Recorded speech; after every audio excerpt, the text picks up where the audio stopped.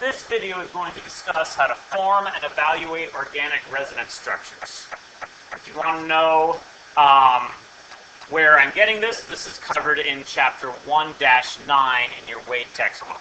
This video is going to give you a few helpful hints and helpful steps, and then we're going to go through 3 practice problems that should help you with your homework. So, first off, I just want to look at carbon, nitrogen, and oxygen in such a way that we can see how to give each atom a formal charge of 0, +1, and -1, respectively. And this is really going to help us in our Lewis structures because there's no science to Lewis structures. A lot of Lewis structures is just kind of seeing what arrangements would be most beneficial. So we want to see what arrangements would minimize the formal charge. So in the case of carbon, we'll remember, has 4 valence electrons. And so to give carbon a formal charge of 0, the easiest way to do that is just to give carbon 4 bonds. Because then 4 valence electrons minus 0 lone pairs, or lone electrons minus 4 bonds, is just equal to 0. Now, let's say carbon has a formal charge of +1. The easiest way to have that is we have our carbon atom, and then just give it 3 bonds without completing the octet. In that case, we have 4 valence electrons. We subtract our 3 bonds, and that's going to give us a formal charge of +1.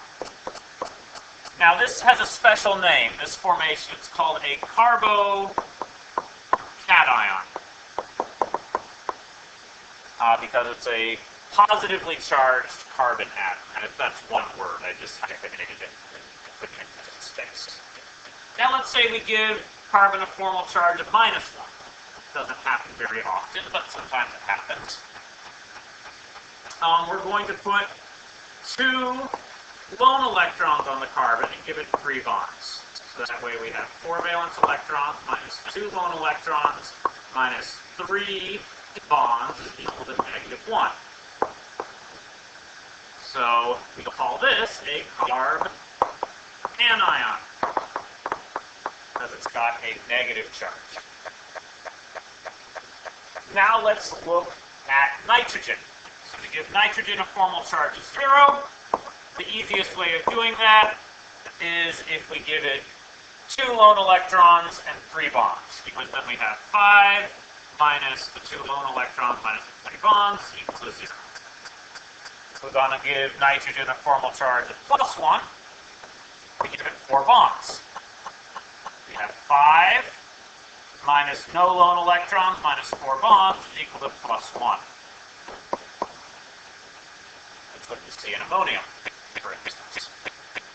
Now, if we want to give nitrogen a formal charge of -1, we're going to give it 4 lone electrons and 2 bonds, because then we have 5 minus the 4 lone electrons minus the 2 bonds equal to -1. Now for oxygen, the easiest way to give oxygen a formal charge of 0 is to give it 4 lone electrons and 2 bonds. So we have 6 valence electrons minus the 4 lone electrons minus the 2 bonds is equal to 0. Then, if we want to give it +1, which rarely happens, but I'll draw it anyway, we give it 3 bonds and 2 lone electrons. So then we have 6 minus 2 minus 3 is equal to +1. And then oxygen with a formal charge of -1, which happens a lot, we give it 3 lone pairs and 1 bond. So that's 6 minus my 6 lone electrons minus my 1 bond. That's equal to -1. All right. So it's good to have these structures in your mind as you're drawing the Lewis structures, because that will allow you to visualize what the molecule is actually doing, even if it's not spelled out. So I'm going to give you a series of steps in assigning resonance structures. Some of the problems we're going to be doing are going to involve all 4 steps. Some of them I'm going to be doing the first 2 steps for you. You really only have to focus on steps 3 and 4. But essentially, first, if you're given a chemical formula, we're going to move through the structure from left to right and try to assign every atom a formal charge of 0. And if we can't easily assign a formal charge of 0 to a given atom, add and subtract electrons from that atom to accommodate the charge. Third, we're going to draw resonance structures to see if we can distribute the formal charge to other atoms, minimizing the formal charge. And 4, we're going to assign major and minor resonance contributors based on electronegativity. So a major contributor is a contributor that's more likely to exist. A minor contributor is a resonance structure that's less likely to exist. The way we decide major versus minor, a negative formal charge is more likely to exist on a more electronegative atom. So let's look at a couple of examples. I'm getting these examples from page 53 in your textbook. The first one we're going to look at is 1-7b. So 1-7b, we have a structural formula. We're going to go from left to right and draw the Lewis structure, trying to give everybody a formal charge of 0. So we have H2C with a double bond. Well, that's easy. My carbon wants 4 bonds. My hydrogen wants 1 bond. Easy. Everybody has a formal charge of 0. Now, my next segment, I have a carbon with a double bond and a hydrogen. We know that's got to be a single bond, because that's all hydrogen can do. And then we're going to move on to our next segment. We've got a carbon, we've got 2 hydrogens, and we know that this is a carbocation, so it's got a formal charge of 1. Now this is a valid Lewis structure. We have 4 bonds to every carbon except the carbocation. We have 1 bond to every hydrogen, and we have a formal charge equal to our total charge, which is 1. Now we want to minimize formal charge. The most we can do to minimize formal charge on this structure is to see if we can distribute that formal charge to another atom using resonance. So, usually the way we do that is by pushing lone pairs and double bonds. So I'm going to draw arrows to show you how I'm going to do that. Let's say I have a double bond here. If I put the double bond, if I swing it over to the other carbon, what I'm going to end up with is a structure that looks like this.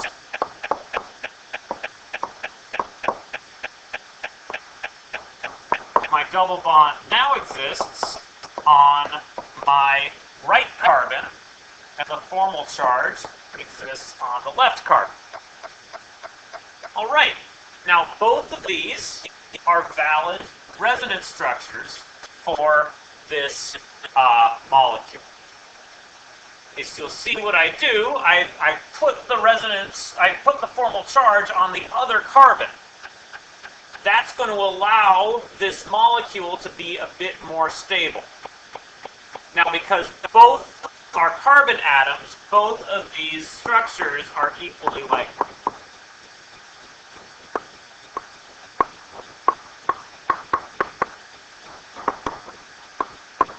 So the actual structure is an average between these two. Now let's look at one that's a little more complicated. And this one structure is definitely going to be more likely than the other. So, first we've got to put electrons around our atoms to give everybody a formal charge of 0. So hydrogen has a formal charge of 0. Carbon is going to have 4 bonds. It's going to have a formal charge of 0. This oxygen here, it's got 2 bonds, so if we just stick 2 lone pairs here, that guy's going to get a formal charge of 0. Now we've got another carbon with a hydrogen. and a double bond. So that carbon and that hydrogen now have formal charges of 0. Great, we're just on a roll right now. Now we've got another carbon, we've got a hydrogen, and a single bond, formal charge of 0. Excellent. Now, if you'll see, this rightmost carbon has a formal charge of -1. It's a carbanion. If you'll remember from our first slide, that means that we have a lone pair there, and then single bonds to each hydrogen. All right, so this is what our Lewis structure looks like. Now again, we have a negative formal charge on one of our atoms. So let's see if we can push the electrons around and get that negative charge on somebody else, and then we'll have another Lewis or another resonance structure that's going to stabilize our molecule. So we're going to push these 2 electrons over here. Actually, let me explain to you for a second why I did that. So we got these 2 electrons. We want to push them off somewhere else, because if we turn that lone pair into a bond, then our carbon is going to have 4 bonds, which is what we want. We can't push these onto the hydrogens, because the hydrogens can only take 2 electrons, right? So we've got to push them somewhere else. So we've got to push them here. That's really the only option. Now, if we push them onto the other carbon, now that carbon would have 5 bonds, which we can't accept. So we got to put this double bond onto this carbon. Now that would create the same problem. Now this carbon would have 5 bonds if we just left the structure the way it is. So we got to take this double bond and we got to push it onto the oxygen. Now, let's see how we're doing here. So we've got hydrogen, we've got carbon, we've got oxygen. We've got a double bond to a carbon, we've got a hydrogen, we've got a carbon and a hydrogen. Now we've got a double bond, carbon, hydrogen, hydrogen. All right, now, if you'll count up the bonds on all the carbons, they all have 4 bonds and no lone electrons. So all the carbons have a formal charge of 0. All the hydrogens have 1 bond with a formal charge of 0. The oxygen, however, now has a formal charge of -1 because it's got 3 lone pairs and 1 bond, which, if you'll remember from the first slide, will give it a formal charge of -1.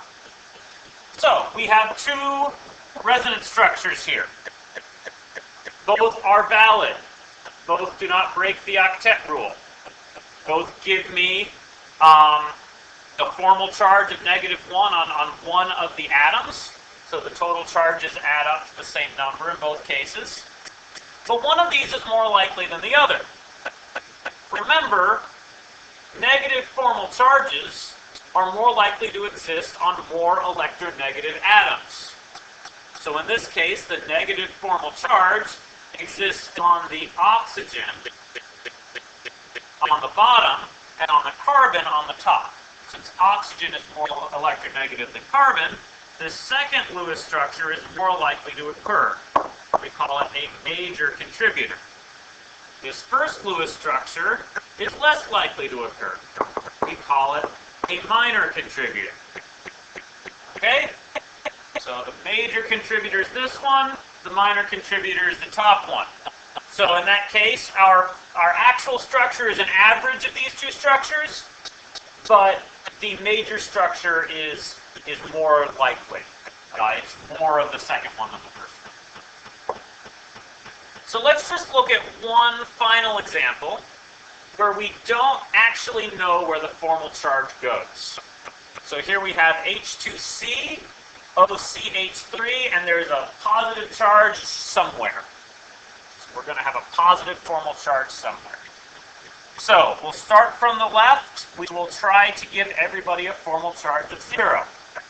So carbon, hydrogen, hydrogen. So the hydrogens are happy. Carbon wants to form 4 bonds, but it's connected to an oxygen. oxygen wants to form 2 bonds. Okay?